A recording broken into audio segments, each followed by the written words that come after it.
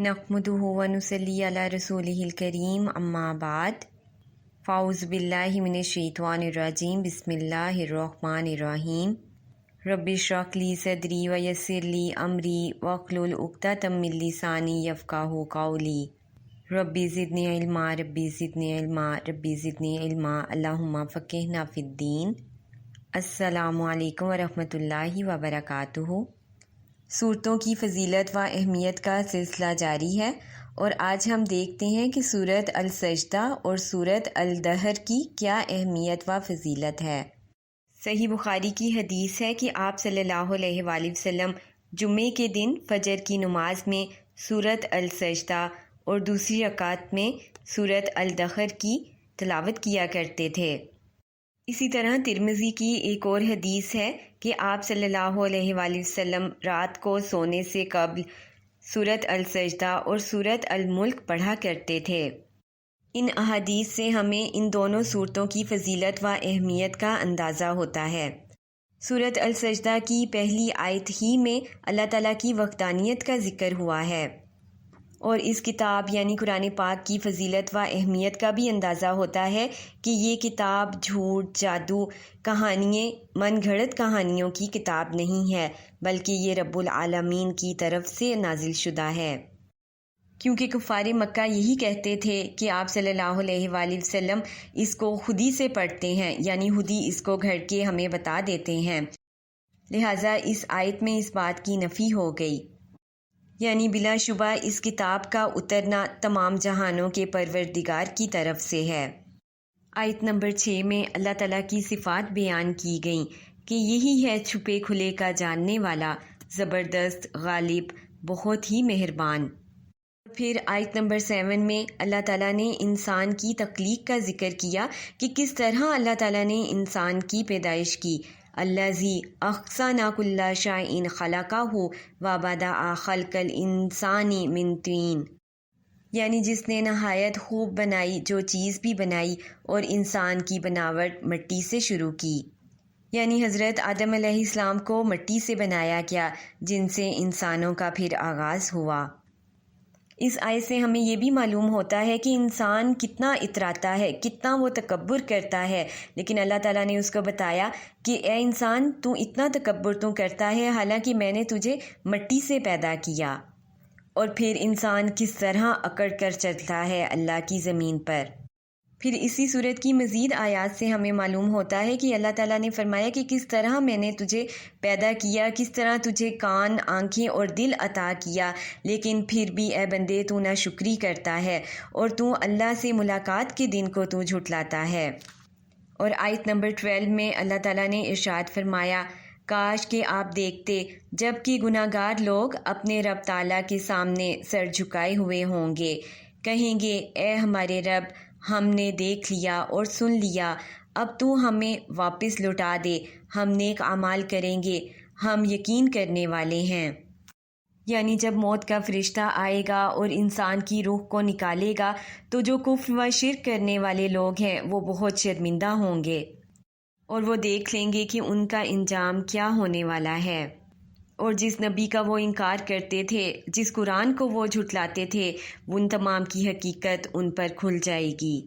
लेकिन अब किसी भी बात पर यकीन करना उनके किसी काम ना आएगा। अब तो अल्लाह का अजाब इन पर साबित हो चुका, जिसे उन्हें भुगतना होगा।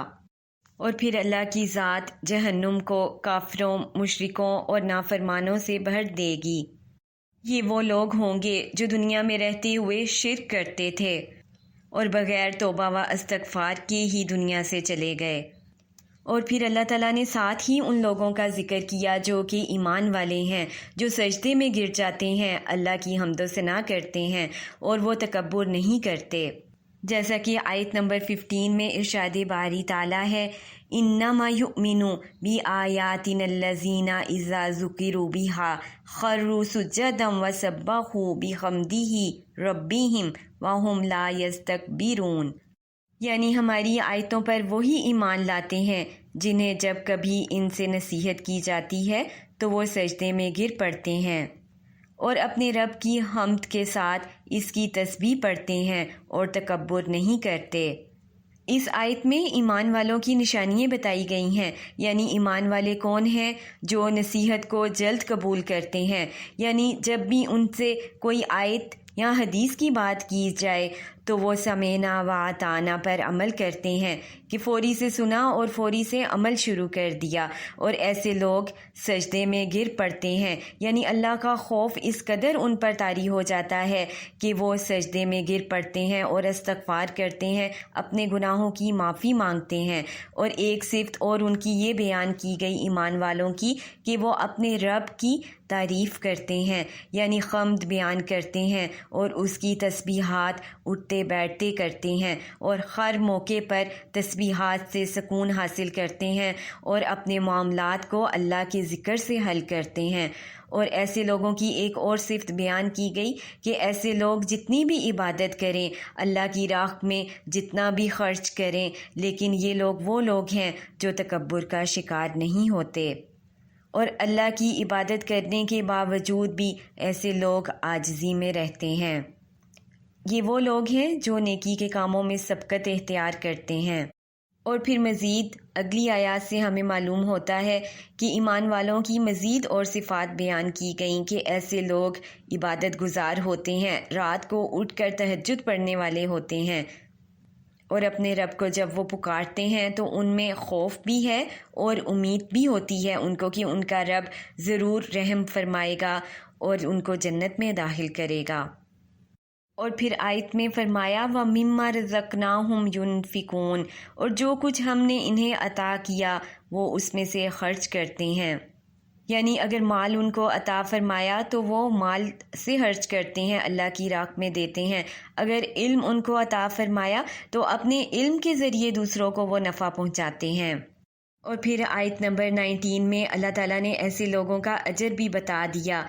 اَمَّا الَّذِينَ آمَنُوا وَعَمِلُوا الصَّالِحَاتِ فَلَهُمْ جَنَّاتُ الْمَأْوَىٰ نُزُلًا بِمَا كَانُوا يَعْمَلُونَ، یعنی جن لوگوں نے ایمان قبول کیا اور نیک اعمال بھی کیے، ان کے لیے ہمیشگی والی جنتیں ہیں، مہمانداری ہے ان کے اعمال کے بدلے جو وہ کرتے تھے۔ پہلے اللہ تعالیٰ نے ایمان والوں کی نشانیاں بتائیں کہ ایمان والوں میں کون سی صفات موجود ہوتی ہیں، اور پھر اللہ تعالیٰ نے اجر و ثواب بتا دیا کہ اللہ تعالیٰ کے ہاں کتنا اجر ہے ایسے لوگوں کا۔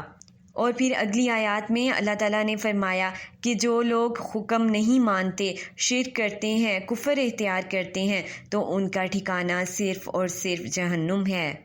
اب ہم سورۃ الدہر کے متعلق دیکھتے ہیں، کیونکہ حدیث کے مطابق اس کی بھی فضیلت و اہمیت کا ہمیں اندازہ ہوتا ہے، کیونکہ آپ صلی اللہ علیہ وآلہ وسلم یہ سورت بھی جمعے کے دن فجر کے وقت دوسری رکعت میں اس کی تلاوت فرماتے تھے۔ اس کے متنی اور مکی ہونے میں اختلاف ہے، جمہور اسے متنی قرار دیتے ہیں، بعض کہتے ہیں کہ آخری 10 آیات جو ہیں وہ مکی ہیں، باقی سب آیات متنی ہیں۔ اس سورت کے آغاز میں ہی انسان کی تخلیق کا ذکر کیا گیا کہ ایک وقت ایسا تھا کہ جب انسان کا وجود تک نہیں تھا، اور پھر اللہ تعالیٰ نے اس کو تخلیق کیا، اس کو صحیح طریقے سے اس کو پیدا کیا، یعنی اس کو کان، آنکھیں، دل، ہر چیز اس کو عطا فرمائی، لیکن انسان پھر تکبر کا شکار ہو جاتا ہے اور وہ اللہ کا شکر ادا نہیں کرتا، جیسا کہ آیت نمبر 3 میں ہے اِنَّا هَدَيْنَاهُ السَّبِيلَ إِمَّا شَاكِرًا وَإِمَّا كَفُورًا، ہم نے اسے راہ دکھائی، اب خواہ وہ شکر گزار بنے یا وہ ناشکری کرے۔ یعنی اللہ تعالیٰ نے تو انسان کو مکمل بنا دیا، اس کو آنکھیں بھی عطا کیں، اس کو دل و دماغ بھی عطا کیا اور کان بھی اس کو عطا کیے، اب انسان پر ہے کہ وہ کس طرح ان چیزوں کو استعمال کرتا ہے اور اپنے لیے کون سا راستہ وہ اختیار کرتا ہے، اللہ و رسول کی اطاعت کا راستہ اختیار کرتا ہے یا وہ نافرمانی کر کے اپنے لیے جہنم کا راستہ اختیار کرتا ہے۔ اور پھر اللہ تعالیٰ نے فرما دیا کہ جو بھی اللہ کی ناشکری کرے گا، آپ صلی اللہ علیہ وآلہ وسلم کی اتباع نہیں کرے گا تو اس کے لیے عذاب ہے، جیسا کہ آیت نمبر 4 میں ارشاد باری تعالیٰ ہے یقیناً ہم نے کافروں کے لیے زنجیروں اور توق اور شعلوں والی آگ تیار کر رکھی ہے، یعنی اللہ تعالیٰ نے تو انسان کو آزادی دے دی کہ وہ ان چیزوں کا استعمال کر کے، نعمتوں کا استعمال کر کے اپنے لیے کون سا راستہ اختیار کرتا ہے، لیکن یہ لوگ اللہ کی دی ہوئی جو آزادی ہے اس کا غلط استعمال کرتے ہیں، اور پھر ان کے لیے آخرکار جہنم کا عذاب ہے۔ اب انسان پر یہ لازم ہے کہ وہ غور و فکر کرے کہ اللہ تعالیٰ نے جو اس کو نعمتیں دی ہوئی ہیں ان کا وہ کس طرح شکر وہ ادا کر سکتا ہے۔ اللہ کا شکر انسان اسی صورت میں ادا کر سکتا ہے کہ اللہ کی دی ہوئی نعمتوں کا درست استعمال کیا جائے۔ یعنی اگر انسان کو اور نعمتوں کے ساتھ اللہ تعالیٰ نے وقت عطا فرمایا ہے، وقت جیسی نعمت دی ہے، تو انسان کو چاہیے کہ وہ اپنے وقت کو دین کے لیے استعمال کرے، اپنا زیادہ سے زیادہ یہ جو وقت ہے وہ عبادت میں گزارے، زیادہ سے زیادہ اذکار کرے، اور اپنی قوت و طاقت کو دین کی خاطر وقف کرے، تاکہ اپنی زندگی کا ہر وقت جو ہے اس کو ضائع نہ کرے، کیونکہ دنیا میں جو وقت بھی ہم ضائع کرتے ہیں آخرت میں وہ حسرت کا باعث بن جائے گا۔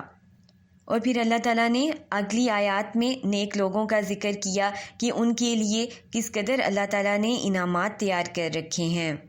اور اللہ تعالیٰ نے ایسے لوگوں کے لیے جنت کا ذکر کیا کہ ان میں چشمے ہیں، نہریں ہیں، اور ان کے لیے ریشمی لباس ہے، اور یہ لوگ تختوں پر بیٹھے ہوئے ہوں گے تکیہ لگا کر، نہ ان لوگوں کو گرمی کا احساس ہوگا، اور جنت میں اللہ تعالیٰ نے خاص سایہ جنتیوں کے لیے رکھا ہوا ہے، اور ان پر چاندی کے برتنوں اور ان جاموں کا دور کرایا جائے گا جو شیشے کے ہوں گے۔ اسی طرح اس صورت میں نہر السلسبیل کا بھی ذکر ہے، اور جنتیوں کے جسموں پر سبز، باریک اور موٹے ریشمی کپڑے ہوں گے، اور انہیں چاندی کے کنگن کا زیور پہنایا جائے گا، اور انہیں ان کا رب پاک صاف شراب پلائے گا۔ اور پھر اگلی آیات میں بتایا کہ یہ کن لوگوں پر انعام ہوگا، ان لوگوں پر انعام ہوگا جو کہ قرآن پر عمل کرنے والے ہوں گے، قرآن کو پڑھنے والے ہوں گے، اور ایسے لوگ گناہوں سے بچتے رہیں گے اور اللہ کی ناشکری نہیں کریں گے، ہر دم اللہ کا شکر ادا کریں گے، آزمائشوں اور تکالیف پر اللہ کی رضا میں راضی رہنے کا کہیں گے، اور اپنے رب کا صبح شام ذکر کیا کریں گے، اور ایسے لوگ تہجد گزار ہوں گے، اللہ کی عبادت کرنے والے ہوں گے۔